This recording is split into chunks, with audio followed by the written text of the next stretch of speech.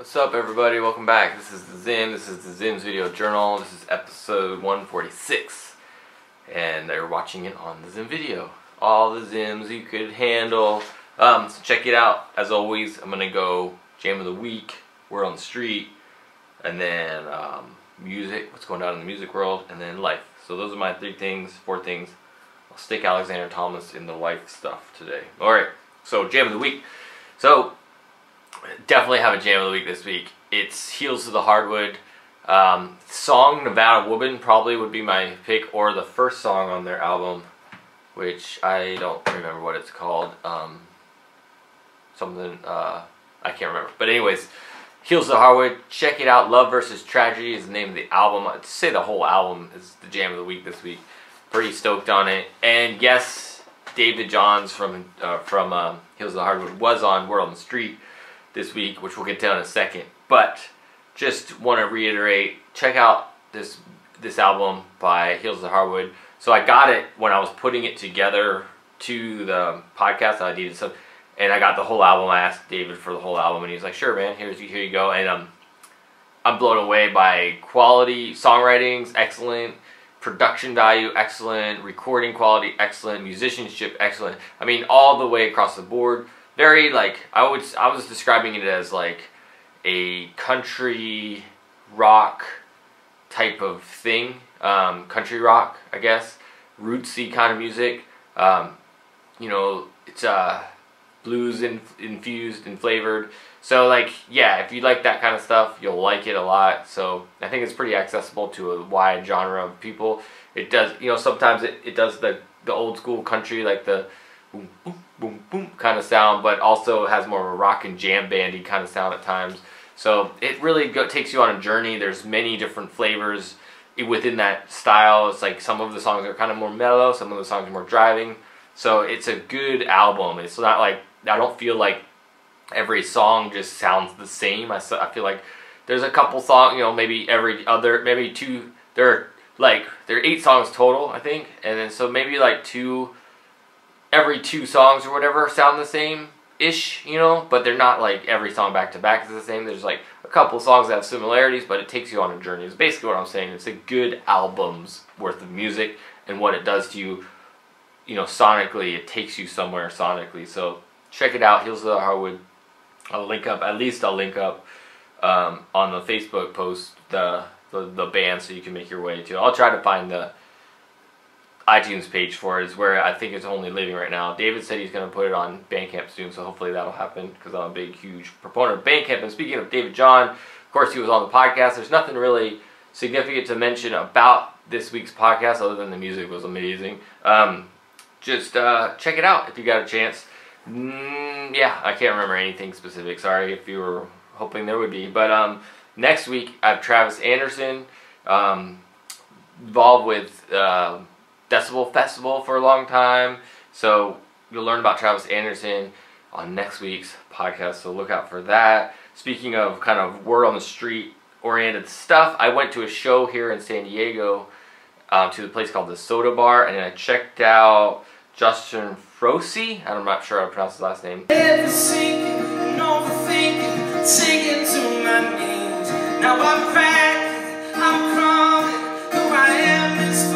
And Susie Sun.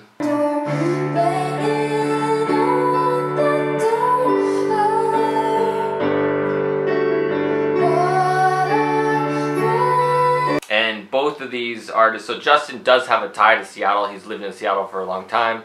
As you saw the video of some of his stuff, amazing. I was really blown away by what he did live. Like, the compliment I gave him was that I felt like you could drink his music. You know, it's like, felt like something, it felt like a nectar of some kind. It felt like some kind of like elixir of like, that would just, yeah, it was really, he had a really smooth delivery in what he did, and I was really impressed by it. He was just solo, as you saw the video.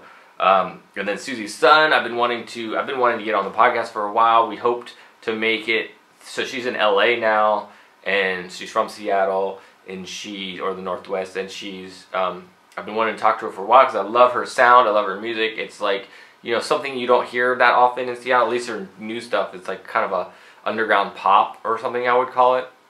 and it's not very prevalent around the Seattle scene, at least not in the terms of bands that are out playing shows regularly. I mean, there's plenty of similar types of artists that kind of do the thing that Susie's doing, where she kind of creates the music but then goes to LA or something and doesn't really necessarily, what I call, do the grind, do the club grind, do the play, you know, 3-band build type thing. So eventually we'll talk, because we did meet finally, and then so it seems like there's an interest in making it happen, so I'm stoked on that. So hopefully that'll happen. So check out, I also took some photos, and one thing I wanted to mention, well, the camera that I'm using has the lens on that I shot the photos with, but as you know from a few weeks ago, I broke my good lens, and I just realized I had this weird dream about the fact that it worked again. But this lens right here is my good lens, and it's so much better than the lens I'm using. The lens I'm using is just kind of the stock lens that came with the camera, and I thought at the time, so this is a fully manual lens right here, so I have to adjust it and focus it, and it doesn't, I don't have any focus assistance, like, because of the quality. The camera that I'm using is like a mid-level camera, so I have to just, there has to be enough light, and I just have to focus it, and hopefully, fingers crossed, I get a in-focus shot. And I'm realizing that even with the manual focus, or the autofocus on this, there's a lot, maybe there's a lot I still need to learn about where it actually focuses on, but there's a lot of shots that still don't come out, and they're not as good. Like, the color's not as good as this lens. So, I need to get this lens fixed. So, well, I'll tell you more about that, but check out these photos.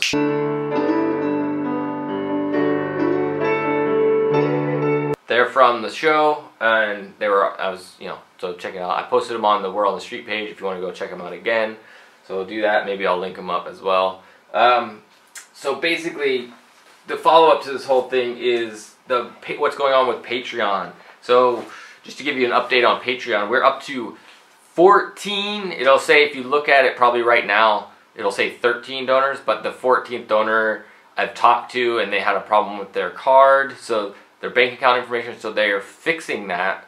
So hopefully soon, fingers crossed soon, within the next couple of days, it'll be back up to 14 donors. But we did get a brand new donor today. Actually, recording this is Sunday. I'm recording this, and we got a donor today, so it adds us up to 14 donors total, which is awesome. And if you've been following along over the last week, so this last week was the first chance that a bunch of the donors had to actually contribute. You know, they signed up to contribute, and then at the beginning of, like, the first of every month is when they get charged, when the Patreon does the whole charging part of it. And at that moment, like, two of the biggest donors, one of them I just mentioned, their cards got declined, and I was super bummed, because it was way more than half. It went from like $70 in donations to $15 in donations at the time, and I was just like, oh my god. I was actually kind of relying on that to keep things going with this whole thing that I'm working on, and then it just tanked me for a day, and I was really bummed. And I know I kind of jumped the gun with everything, jumped the gun with getting excited about it, but also jumped the gun with, you know, expecting that was going to be the reality now. But everybody's come back on now. Unfortunately, you know, one of the donors didn't get back on soon enough to become in part of this round of donations, so next month I'll get their money to help support the podcast. So that's where we are with the donor, the Patreon thing. So if you have a chance, and I'm just pushing the $1 thing, you can definitely support for $1. That's a big thing for me. I think a lot of people think that if they don't have $20, $50, $100, they can't help, they can't be a part of support, and you can. $1 is all it takes. I'm going for, you know, as many people as I can. $1. Of course, some people will do more, some people will do, well, like, no, won't do less, because that's as less you can do. But, you know, just don't feel discouraged, or don't feel like you can't support your friends in the local music scene if all you have to do is $1 a month. So do it. And what I'm getting around to is this whole idea of Patreon, and also just one-time donations through PayPal, which I did get. I got a $20 donation this week through PayPal, and it was David John actually from the last podcast. He kicked down some money, so that was awesome. But if the Patreon, things like the Patreon, it gets you to a point where there's a significant amount of money coming through, I can replace things like this that break, and I can do more to support our community as artists and as musicians, you know, getting the word out about all the cool stuff that's going on. So consider, you know, I'm clear. I think I've proven that I'm down. I've proven that I'm willing to do the work. Now I just need some support financially to make this work pay off and go farther. So your support will be awesome. Hopefully this doesn't sound too sales pitchy, because it's not intended to be that way. This week I finally published my January, yes, it's March, we're in March already, and I published my January song, No Snow it's called. Here it is. It's probably playing already. I think I was going to do like a bed style thing. I made a video for it, so check it out. It's on this YouTube channel, theZim's video, and it's already, at this point, it's gotten like 70 views on it, which I'm trying to get 100 views by the end of today, so hopefully that'll happen. I've also already gotten, one person has downloaded it off of Bandcamp and paid $5 for it. What I did was I did the song and an instrumental version of the song. So there's two-ish songs you get for the download. It only costs $1 again. So again, with this whole thing, like if you're not down with the whole Patreon model of support, you kind of want something right away for what you do. The downloading the music is it will support the podcast, will support everything. So consider that when you're thinking about if you want to contribute money to what's going on, to this whole thing that I'm creating. I'll be back in Seattle March 16th through the 23rd, getting a few more podcast recordings, and also playing my 40th birthday show. Check it out, with Among Authors in Honor Hall. So I hope to see you there. Of course, I'll link up to the event page in the description of this video. You gotta be there. 40 years, man. Crazy, right? Life, what's going down in life? So I made another lift video. There it is right there. And that's my 5th one I've made so far.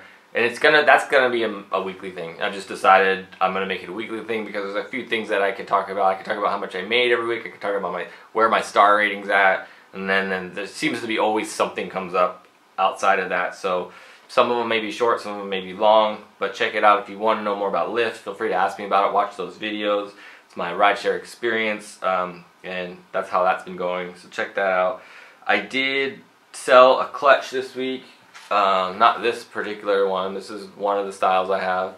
But I did sell an Alexander Thomas clutch, and I was super stoked on that. It shipped out. Sold my first one down here in San Diego, so I would like to sell more. If you want to buy one, use the promo code BIRTHDAY35 right there. You'll see it, and that's your 35% off for watching this video. You get, if you want something cool like a handmade clutch by me. So check that out. And then basically the last thing I want to mention is the whole money aspect of life right now is pretty intense in terms of trying to make it happen. Like the Lyft thing is good, I like it, but I have to work a lot. I have to have the app on from basically 6 a.m. to 11 p.m. on like my full days I have it, and when I have my kids or whatever, the app is on from the moment I drop them off at school, and I just take every single ride I can, and it's a lot of work, and it's crazy, and I come home when I don't have the rides, I'm back here working on something. Music, the clutch I spent a lot of time on them. That's kind of shelved now for a moment in the sense of making them, because I made like 60 of them and I'm done for now. But it's intense how much work I'm doing, and like the ROI aspect of it isn't very high yet. And I was hoping, delusional in a way, but I was hoping that by working so hard it would help me get ahead. But right now I'm working so hard to just stay my head above water, it's like, and it's a little disappointing. I'm hoping maybe the Lyft thing will change as summer comes around. Maybe the amount of money I make per ride in a sense will go up, and how often I get rides and things like that. But right now it's just making it, and fluctuates. And then the cool part in a way of this whole thing, so Lyft's making me money. The podcast is bringing in money to support it, to keep it going. I sold a clutch, that's happening. My music has made some money. Everything has been starting to make money. Money is flowing through this idea that I'm creating, and I'm super stoked about that.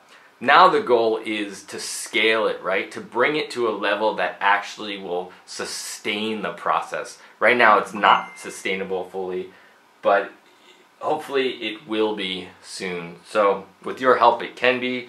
Keep sharing out the content.